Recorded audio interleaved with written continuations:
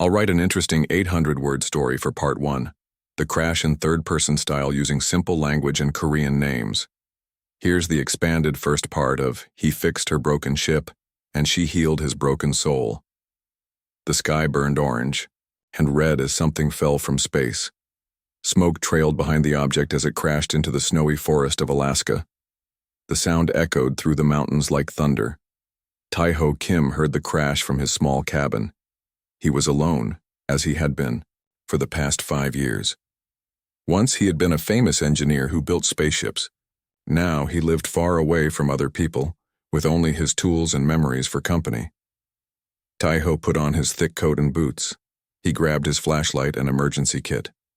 Something told him to investigate the crash.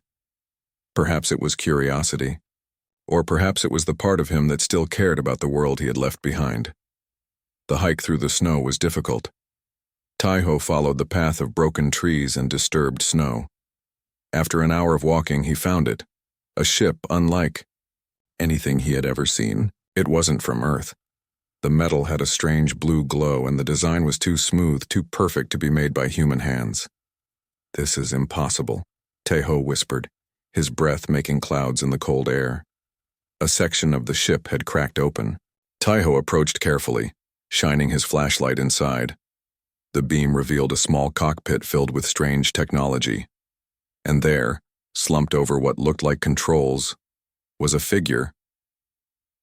Tae-ho climbed inside, heart racing. The figure moved slightly and turned toward him. Tae-ho gasped. She looked almost human, but not quite. Her skin had a soft purple tint. Her eyes were large and completely black. She wore what seemed to be a uniform of silver material. "Help," she said in a voice that seemed to come from everywhere at once. "Please help." Tae-ho hesitated. He had left human contact behind years ago. Now he was face to face with something beyond human. But she was hurt, and despite everything, Tae-ho couldn't ignore someone who needed help. "I'm going to get you out of here," he said, surprised by the steadiness of his own voice. The alien tried to move but winced in pain. Tae-ho noticed a wound on her side, leaking a strange blue liquid. "Don't move. I'll carry you." With careful movements, Tae-ho lifted the alien from her seat. She was lighter than she looked. Her body felt warm against the freezing air. As Tae-ho carried her out of the ship, snow began to fall again, covering their tracks. The walk back to his cabin was slow and difficult. The alien drifted in and out of consciousness. Sometimes she would say words in a language Tae-ho couldn't understand. Other times, she would say simple English words like danger or mission. By the time they reached Tae-ho's cabin, night had fallen completely. Tae-ho placed the alien on his bed and checked her wound. The blue blood had stopped flowing, but she looked weak.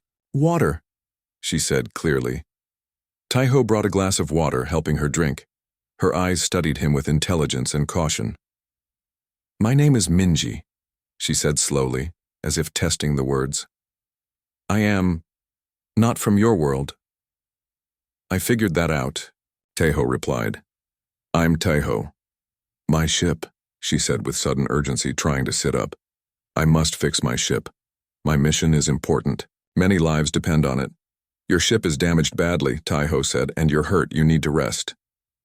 "No time," Minji insisted. "They will find me. They will finish what they started." Fear filled her strange eyes. "Who will find you?" Tae-ho asked. "Those who do not want peace between worlds. Those who damaged my ship." Minji's voice grew weaker. "I am a diplomat. I carry information that could prevent a war that will eventually reach your planet if I fail." Tae-ho stared at her.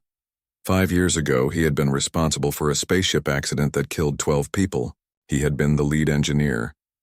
A simple mistake in his calculations had caused the disaster. He couldn't save them then. He had run away from his guilt and his responsibility. But now, fate had literally crashed a spaceship at his doorstep. And this time there was someone he might be able to save. "I was an aerospace engineer," Tae-ho said quietly. "One of the best before I came here. If anyone on this planet can fix your ship, it's me. Hope flashed across Minji's face. But it won't be easy, Taiho continued.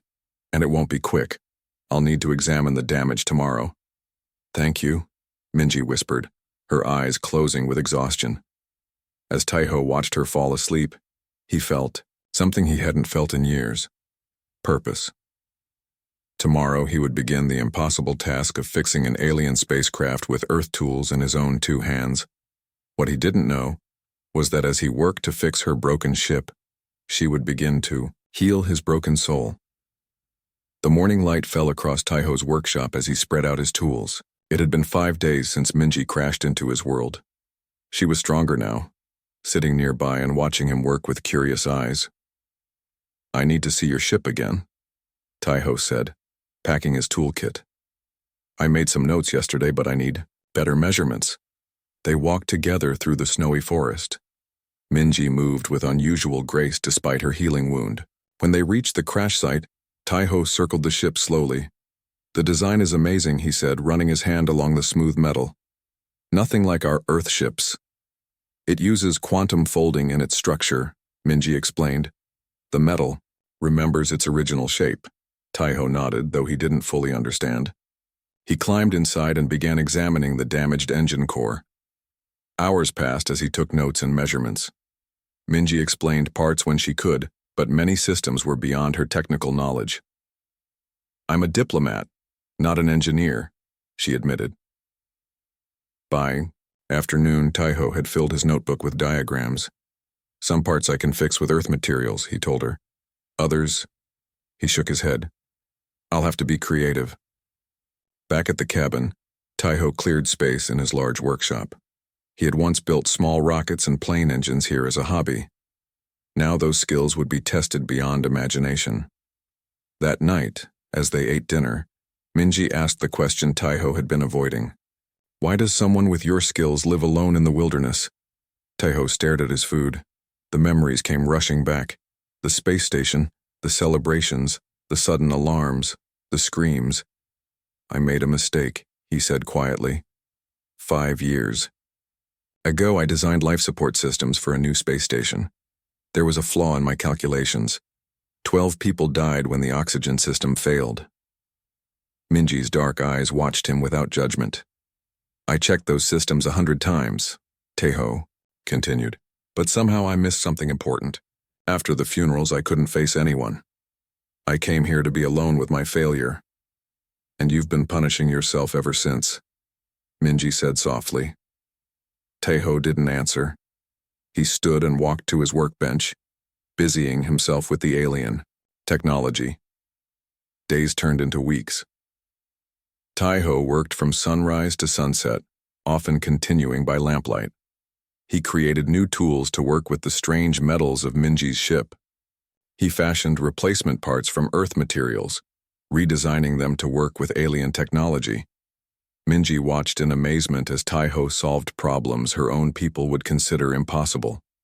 He connected his old computer to her ship's systems, writing new code to translate between technologies separated by light years of development. Your approach is unlike anything I've seen, she told him one day. My people would follow standard procedures, replacements, known solutions. You create new paths. Taiho smiled slightly. It was the first time Minji had seen him smile. Humans are good at that, he said. Making something from nothing, finding ways when there should be none. As they worked together, Minji learned Earth languages quickly. Taiho found himself talking more than he had in years, explaining his work, his ideas, sometimes even memories from before his exile. When they successfully repaired the ship's navigation system, Taiho felt something he hadn't experienced since before the accident. Pride in his work. One evening as they walked back from the ship, Minji stopped suddenly. You blame yourself completely for those deaths, she said. Taiho's body tensed. It was my responsibility. On my world, we can sense emotions, memories, Minji said. When you speak of the accident, I feel your pain, but also something hidden, something you're not seeing. What do you mean? Taiho asked, his voice rough. I think you're missing pieces of what happened, Minji said. Just as engineers need all parts to repair a ship, you need all truths to repair a soul. Teho turned away, but her words followed him into his dreams that night. For the first time in 5 years, he dreamed not of the explosion and screams, but of the days before, of warning signs he had reported, of concerns dismissed, of budget cuts he had protested. In the morning, Taiho stood at his workbench with new clarity in his eyes. The ship was still broken, but something in him had begun to heal. The snow fell heavily outside as Taiho and Minji sat by the fireplace. A month had passed since the crash. The ship's engines were slowly coming back to life, but there was still much work to be done. Tonight, Taiho had asked Minji about her mission. My people are called the Navi, Minji began, her dark eyes reflecting the dancing flames. We are diplomats and traders. For centuries, we have helped maintain peace among the 12 advanced civilizations in this part of the galaxy. Taiho listened closely. It was still hard to believe he was sitting with someone from another world. 3 months ago, a new conflict began, Minji continued. 2 powerful species, the Doran and the Vex, claimed the same planet system. Both want its rare resources. And your mission? Taiho asked. I carry proof that both claims are invalid. The planet system belongs to an ancient race thought to be extinct. Their descendants still live hidden on the 3rd moon. I have their genetic proof and historical records. Taiho nodded slowly. So whoever damaged your ship doesn't want peace, Minji finished. There are always those who profit from war. Outside, the wind howled louder. Taiho added more wood to the fire. If I don't deliver this evidence soon, the conflict will expand. Eventually, it could reach Earth. Your world is not ready for such a war. Taiho looked at her face, seeing the weight of responsibility she carried. His own troubles suddenly seemed smaller. We'll get your ship fixed, he promised. Every day we make progress. The next morning brought clearer skies. As they walked to the crash site, Minji taught Taiho words in her language. He was fascinated by the musical sounds that seemed impossible for human vocal cords. At the ship, Taiho worked on reconnecting the power systems, while Minji explained more about her diplomatic mission. The Navi believe all intelligent life is connected, she said, handing him a tool. We feel emotions more strongly than humans. It helps us understand different species and find common ground. Is that how you knew about my feelings about the sea? Accident? Taiho asked, not looking up from his work. Yes. Your pain was very strong when we met. It's less now. Taiho paused his work. Working on your ship gives me purpose again. I haven't had that in a long time. By midday, dark clouds gathered again. The weather forecast Taiho had checked that morning warned of a severe storm approaching. We should head back, he said, looking at the sky. But as they packed up, a low rumble filled the air. The ground trembled slightly. That's not thunder, Minji said, her voice tight with fear. The ship's communication panel suddenly lit up with flashing lights. Minji rushed to it, pressing symbols on the screen. A message from my people, she said. They've been searching for me. Taiho felt a strange mix of relief and disappointment. They're coming to rescue you. Minji's face grew serious as she read. More. No, they're warning me. The saboteurs tracked my crashed ship's energy signature. They know I'm alive. They're sending someone to finish their mission. The sky darkened rapidly as the storm approached. Taiho quickly gathered his tools. How long do we have? Days, maybe less, Minji said. We need to accelerate the repairs. They hurried back to the cabin just as the storm hit with full force. Wind rattled the windows as they planned their next steps. The ship's defense systems, Taiho said. Can they be repaired quickly? With your help, yes, but the engines need more time. That night, as the storm raged outside, Minji shared more about her people's culture and history. Taiho was fascinated by stories of worlds he would never see, and civilizations older than human recorded history. In return, he told her about Earth's diversity, its many languages, cultures, and traditions. The way humans had overcome countless challenges throughout their history. Your species has great potential. Minji said softly. That's why I must succeed. Earth deserves time to reach the stars on its own terms, not through war. Later, as Taiho drifted towards sleep, he felt Minji's hand on his forehead. A warm, calming sensation spread through his mind. Memories of the space station accident surfaced, but this time, he saw details he had forgotten. Safety warnings he had filed that were ignored, budget cuts that had compromised his designs, political pressure to launch before final tests. You carried blame that wasn't yours alone, Minji whispered. Now see the truth. Tears rolled down Taiho's face as years of guilt began to loosen their grip on his heart. As the storm howled outside, something inside him grew quiet and still, for the first time in 5 years. The morning after the storm, Taiho woke with a new sense of urgency. The warning from Minji's people hung over them like a shadow. He found her already in the workshop examining his tools. We have 3 days at most, Taiho said, checking his calculations. Maybe less. For the next 48 hours, they barely slept. Taiho's hands moved with practiced precision as he connected the final circuits in the ship's defense systems. Minji worked alongside him, her knowledge of the ship's original design complementing his engineering skills.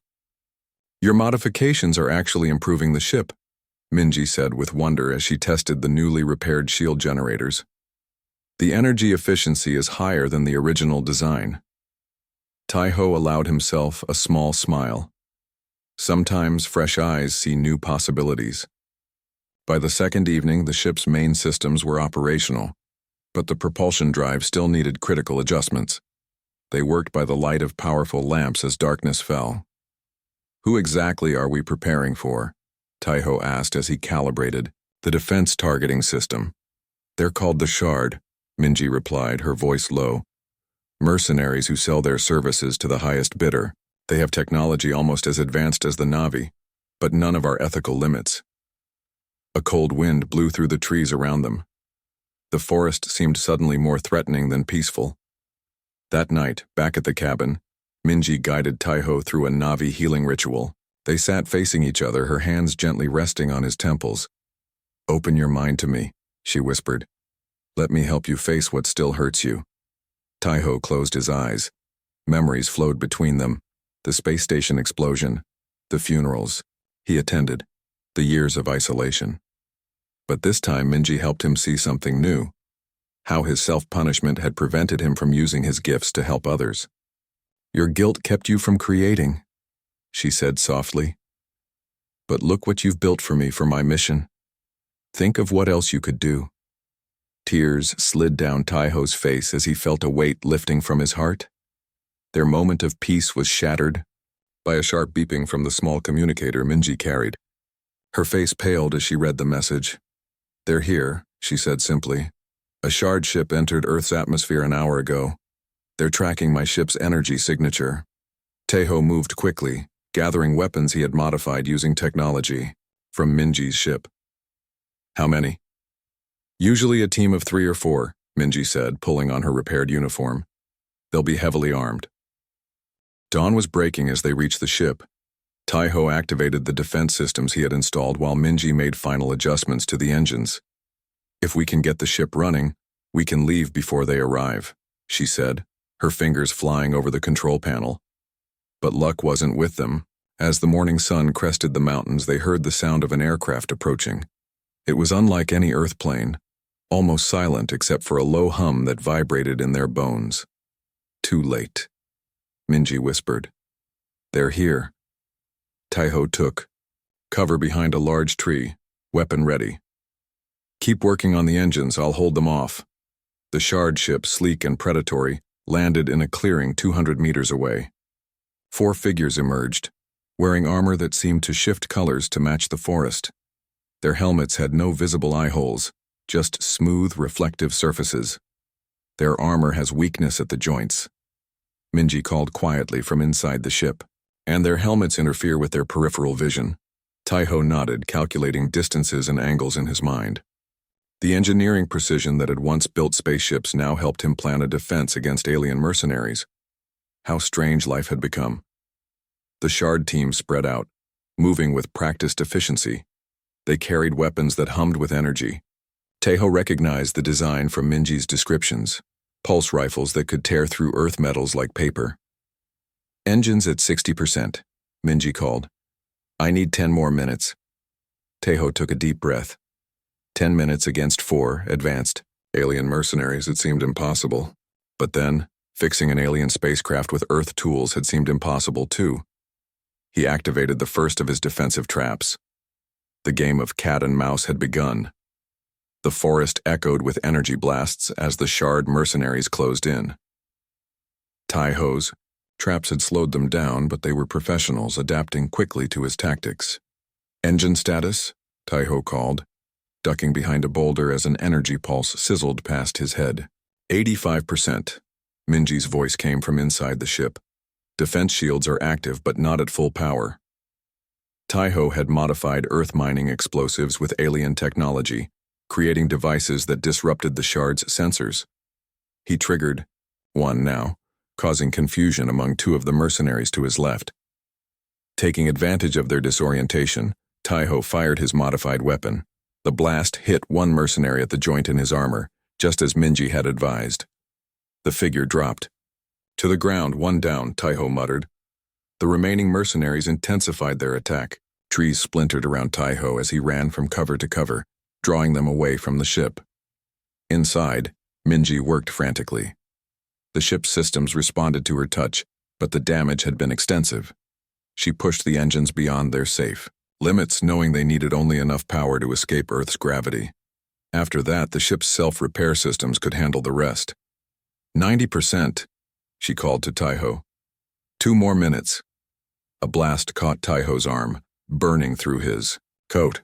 Pain shot through him, but he kept moving. Using the last of his modified explosives, he created a diversion that confused the mercenaries' sensors. In that crucial moment, Taiho sprinted toward the ship. Energy blasts followed him, cutting through the air inches from his body. Now, Minji, he shouted as he reached the ship's entrance. The engines roared to life, their sound unlike any Earth machine. The ship rose several feet off the ground, its shields deflecting the mercenaries' desperate attacks. Taiho climbed inside, clutching his injured arm. Minji's hands flew over the controls, her face intense with concentration. Hold on, she warned. The ship shot upward with incredible speed. Taiho felt the pressure push him into his seat as the forest dropped away below them. Through the view screen, he watched the Earth's surface recede, the curve of the planet becoming visible. They're following, Minji said, indicating a red dot. On the navigation screen, the weapon systems, Taiho said, moving to another control panel despite his injury. I modified them using your designs and some Earth concepts. Minji looked surprised. They weren't meant to be weapons.